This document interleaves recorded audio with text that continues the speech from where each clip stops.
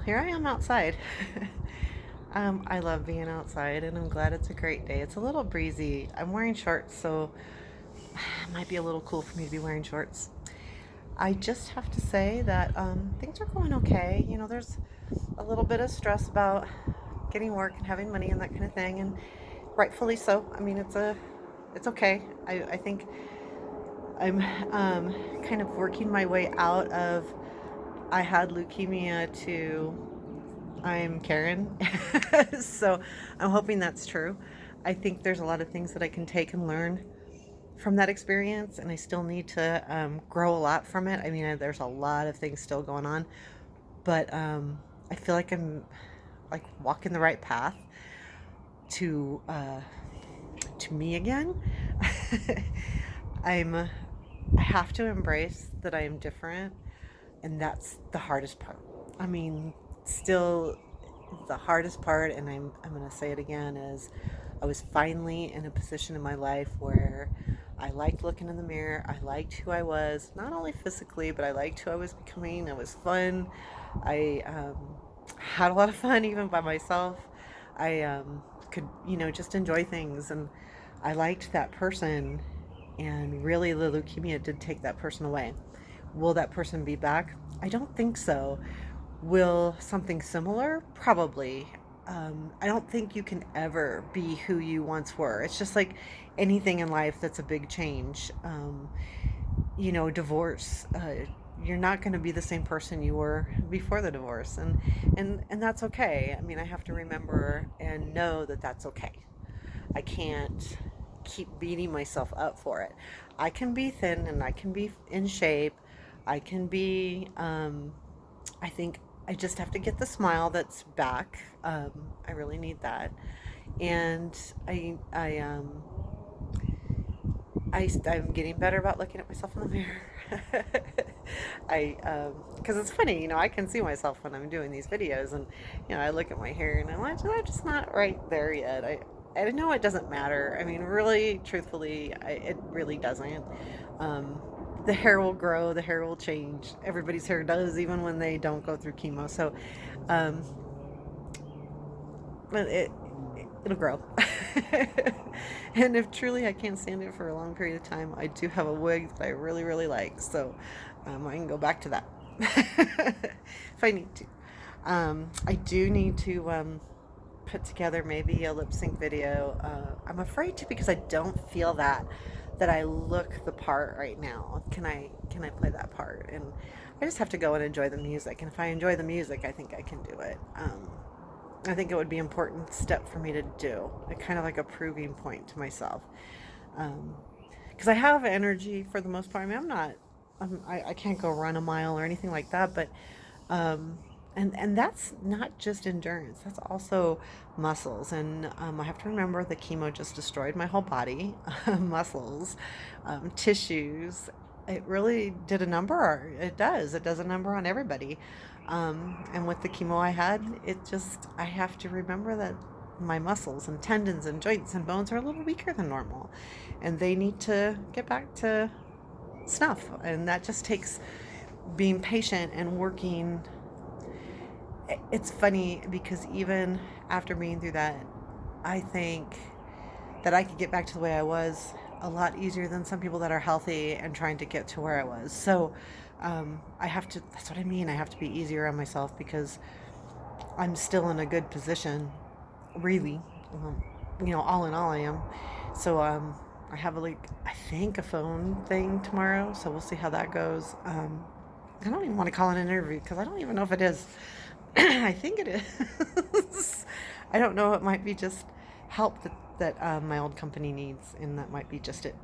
Just a little bit of help. Um, so we'll see. I don't know. I have no clue. So if I can help them, great. That's fine with me. I'm all good with that. If um, I left there for very. The main reason was the facility here in Denver was kind of really not managed well, and there was a lot of. Um, I felt a lot of I don't know, disrespect towards me. I was the only woman there, but like people would literally make fun of you behind your back. It was like a photo bombs from hell, without the camera. I was told, that, and I didn't see it. And you feel it, you feel like when someone's doing something behind your back and you turn around and they stop and you're like, I wish I would have seen what they would have done. So I know a lot of it was nasty and not very nice. And I think it was meant to be funny, but there's just a certain degree. It's not funny when you're really doing it behind someone's back. It's just not. Maybe funny for the two of you, but not for the person you're doing it to, especially when you're the only woman there. And there was a little thing with race and stuff. And it's funny because that facility was one of the most diverse facility as far as race went. I mean, most of the other facilities weren't as diverse as that. So, not that they were, what do you call it? They weren't all white, but they were, most of the facilities were a certain race, most of a certain race. Denver had whites, blacks, Mexicans, I should say Hispanics, I guess. I don't know. I didn't mean anything by that, if anyone is. Everything. I mean, literally, except for women. I think it's probably a good thing they don't know how to treat women. So that was really the big reason why I left. I mean, once my boss was doing a lot of traveling, and once he told me to stop traveling, I was like, I just can't sit here in the Denver facility and put up with this every day, or the majority of the days. The traveling kept me gone half the time, so it was pretty easy to deal with it. I could shut my door, and I did a lot. And when you're doing that in public, when you're sitting in an office and you're shutting your door to not be around the people, it's actually more lonely than if you were at home, actually alone. To escape something like that you feel very alone. And I felt alone a lot. So I had one friend, and I thought he was a friend, but I don't know that he was. And that hurts me in a way. Nice guy. I don't think he was doing anything behind my back, but you start to not trust. So this situation was yucky there. And that's why I left, because the owner, the person I reported to, didn't want me working from home. But then he started to say, you need to travel less, and took away the travel. So it was like, you just can't do something that makes you that unhappy. I was really unhappy at that office. So, that's the really big reason. I wanted to do something more and something new, and we weren't going to a new software anytime soon. So I was kind of, I was like, I'm kind of done with the software that I had been working with, because I'd working with the same software for over 20 something years. So it's a long time. You become an expert so much that you just don't even enjoy it anymore.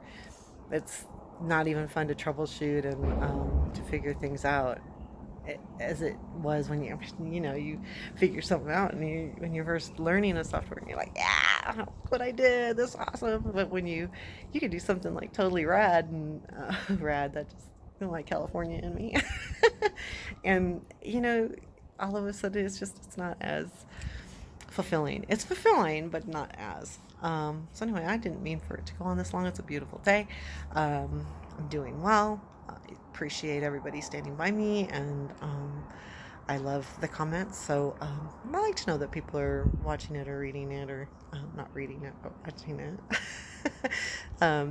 However, even if it's just one person it's more for me. But if someone can share with me, then that's awesome.